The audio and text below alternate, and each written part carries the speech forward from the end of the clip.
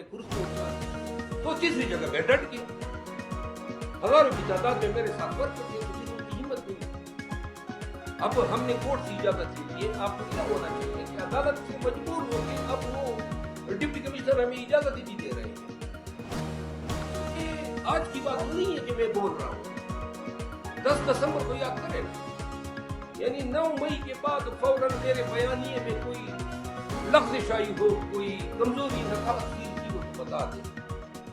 انشاءاللہ دیکھیں سب کو میں ایک بات بتا دوں, پریس کانفرنس کے لیے مجبور ہو جائیں گے اگر آپ میں بالخصوص پرسنوں کو یہ بتاؤں کہ اگر مجھے کسی نے اغوا کیا یا پریس کانفرنس میں مجبور کیا,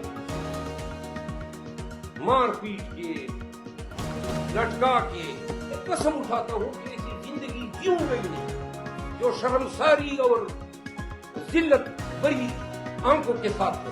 میں نہیں جیوں گا ایسی زندگی, اور نہ ہمیں ایسی زندگی کی ضرورت ہے جہاں پہ پریس کانفرنس کر لیں, خان کی غیبت کر لیں اور پھر عوام میں پھریں. تو لہٰذا سب کچھ آپ ہمیں افواہ نہیں کریں گے, آپ ہم سے ہماری زندگی کی لیں.